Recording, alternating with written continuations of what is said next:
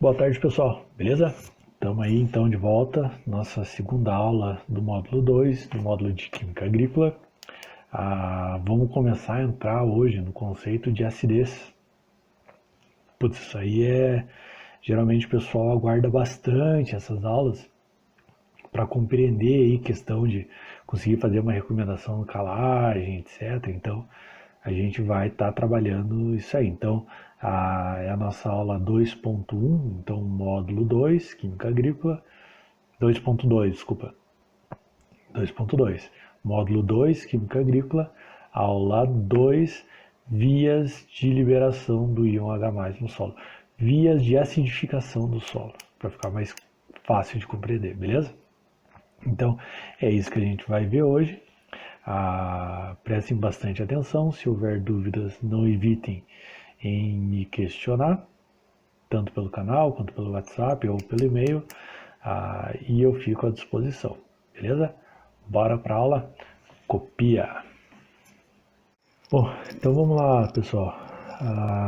Vamos começar aí com algumas considerações sobre a acidez e a calagem. Então, a nossa ideia aí, daqui a algumas aulas, a gente vai entrar no manual lá de adubação e calagem. Então, o primeiro passo é a gente fazer a correção ali do pH do solo. Só que fazer a correção em si é algo tecnicamente simples. A gente vai pegar lá a análise, tem que saber aonde encontrar o número. É uma continha bem simples de ser feita e ela te dá a recomendação ali em toneladas por hectare. Tecnicamente tranquilo. O diferencial de um profissional que vai estar atuando ali a nível de produtor é você ter essas considerações sobre acidez, por exemplo, como o solo se acidifica. O processo de acidificação é um processo natural. Mas e aí? Quais são as reações que estão ocorrendo? O que justifica os solos serem naturalmente ácidos? E mais, beleza, o solo está ácido. Qual é o problema gerado a partir dessa acidez? Né? O solo está ácido, qual que é o problema do solo estar ácido? Como que a gente vai corrigir a acidez? Tu não sabe, a gente vai aplicar o calcário. Mas e aí, como o calcário vai estar agindo no solo para corrigir esses problemas oriundos da acidez? Esse é o diferencial de um profissional de campo que vai saber indagar o produtor e aí eu começo a tratar a causa do porquê. Poxa, por que meu solo, sei lá, minha planta está tendo um excesso de crescimento vegetativo e na inflorescência quase não está puxando fruto? Poxa, tu pode controlar isso aí fazendo uma aplicação de um micronutriente e tal, que vai ajudar a puxar fruto, mas de repente o problema disso tudo é um excesso do nitrogênio, um excesso da adubação do nitrogênio lá e está causando essa desregulação na planta. O técnico do futuro vai ter que saber esses parâmetros, o cara vai ter que saber explicar isso para o produtor, pelo menos é isso que a gente quer no colégio agrícola, que o cara não saia só mais um vendedor de veneno. Se for para fazer isso, larga os bets, não é interessante, cara, tem que sair um bom técnico de campo, beleza? Então, para isso, quando a gente vai estudar aí a calagem, a gente vai estudar um pouco a questão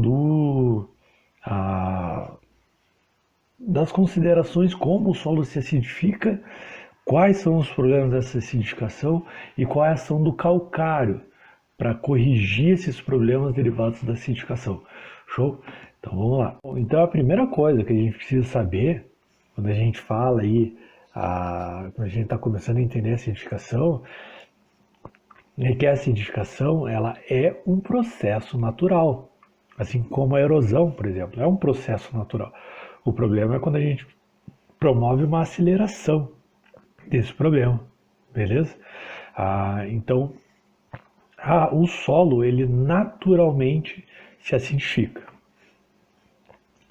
E a gente sabe que solos mais velhos e mais intemperizados, a grosso modo, costumam ser mais ácidos do que solos menos velhos e menos intemperizados.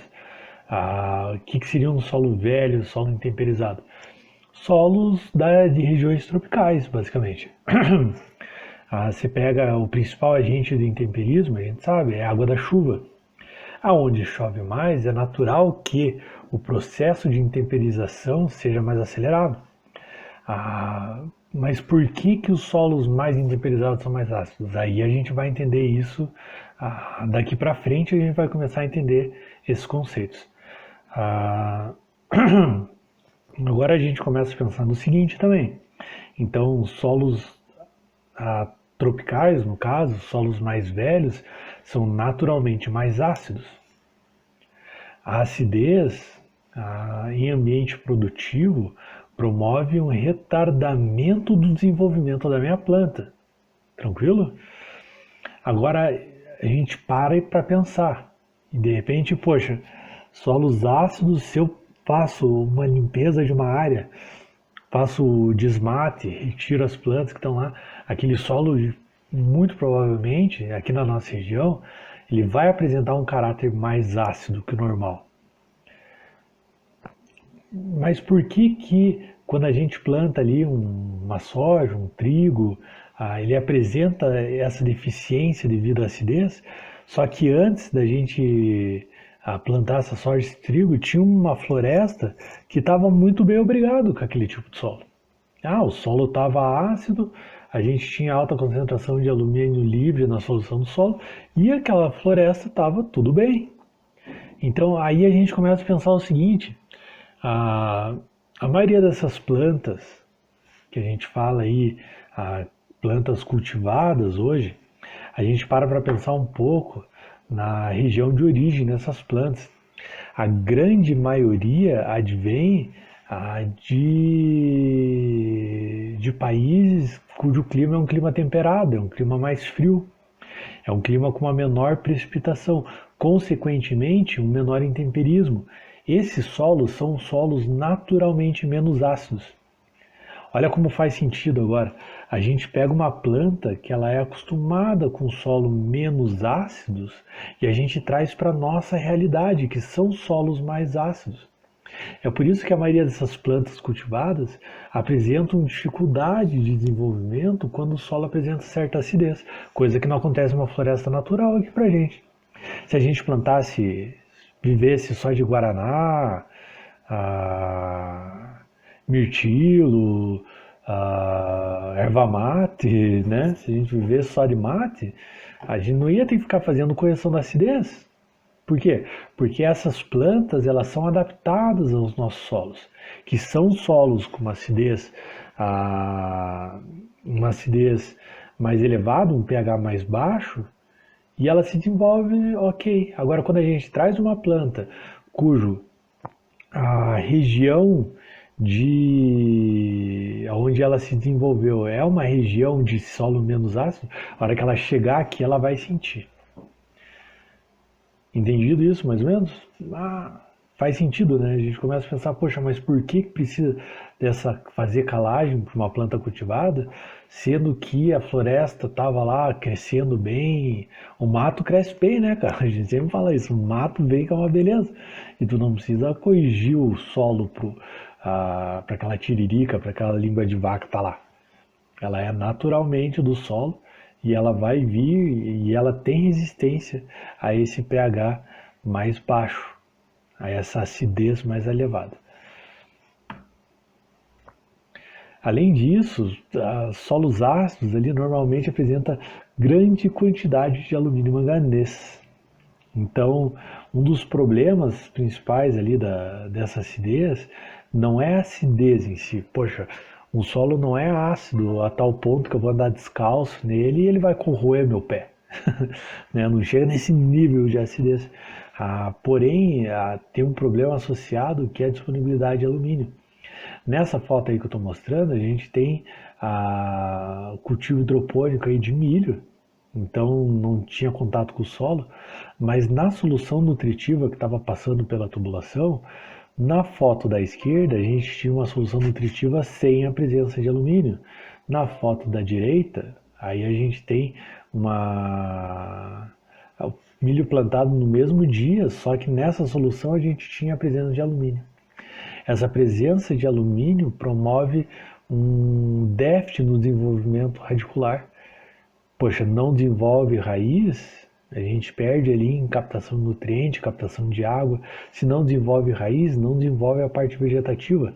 Não desenvolve a parte vegetativa, a gente tem queda na taxa de produção fotossintética. Diminui a produção fotossintética, diminui consequentemente a nossa produção, seja do grão, seja do fruto, seja da forragem, etc. Beleza?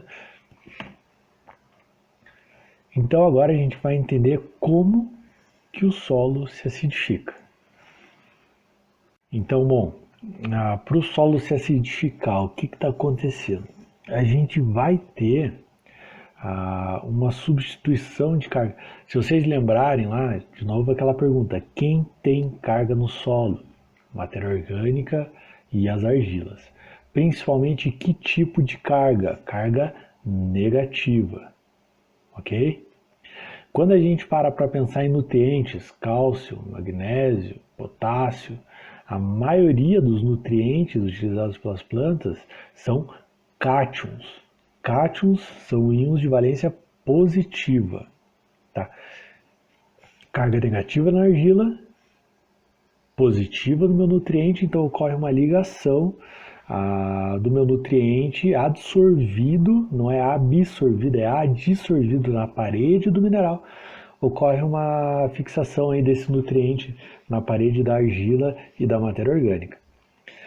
O que acontece para o solo ir se acidificando? Bom, a minha planta utiliza esse nutriente que está absorvido, então ele está absorvido lá, aí ele se desprende, vai para a solução do solo. Na solução do solo, aí ele pode chegar mais próximo da planta por fluxo de massa, ele pode ser captado por uma radicela ou pela micorriza por interceptação radicular, ele pode chegar mais próximo da raiz por difusão, ok? Mas isso quando ele está na solução do solo. Ele foi para a solução do solo e foi absorvido. Aquela carga negativa, ela não fica negativa por muito tempo, ela não fica sozinha.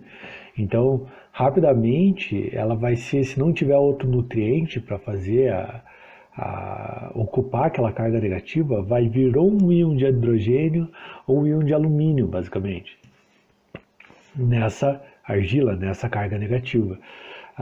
E quanto mais íons de hidrogênio eu tiver no meu solo, menor vai ser o pH e maior vai ser a acidez. pH é o potencial hidrogiônico, é a quantidade de hidrogênio que eu tenho no meu solo. Quanto mais hidrogênio livre eu tenho no meu solo, menor o pH, maior é a acidez. E a gente sabe que a maioria das plantas absorvem mais cátions, que são elementos de cargas positivas, do que ânions, que são elementos de carga negativa, íons de carga negativa. Então essa capacidade de troca catiônica, a gente vai falar disso, que é a tal da famigerada CTC, ela é muito importante para o meu solo ali, para estar fazendo esse equilíbrio, ok? Então tá lá, para cada cátion absorvido, uma quantidade equivalente de hidrogênio é liberada para a solução do solo. Então aí tá a imagenzinha, né? A própria raiz vai fazendo um balanço aí com os meus cátions na solução do solo. Ela absorve um cálcio e está liberando um íon H+, na solução do solo. Vamos entender agora quais são as vias de liberação desse íon H+ na solução do solo. Como que esse íon H+ vai parar lá no solo? Bom, a primeira via de dissociação, a primeira via de liberação desse íon H+ seria a dissociação do CO2, do gás carbônico. Esse gás ele vai sendo liberado no próprio solo e ele vai reagir com a água. Então, a água ali ela vai estar na presença da solução do solo. E é nessa reação, CO2 mais H2O, vai resultar Então, do lado direito dessa reação é o que está sendo liberado no solo. Íons H+, e HCO2. Tá? Esse íon H+, está sendo liberado no meu solo. Ele está sendo liberado no solo.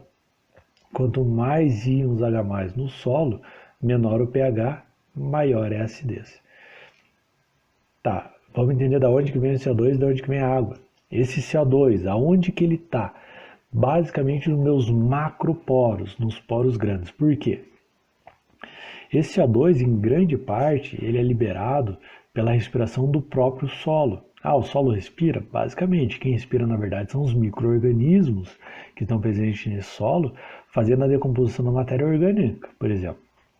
Então, eles são micro-organismos aeróbicos, eles respiram oxigênio e liberam CO2. Então, esse CO2 vai estar em grande quantidade nos meus macroporos, que é onde está o ar do solo. Essa água é presente na solução do solo. Aonde que está estocada a solução do solo? Nos meus microporos, nos poros pequenos, aonde o poder da capilaridade não deixa aquela água ser drenada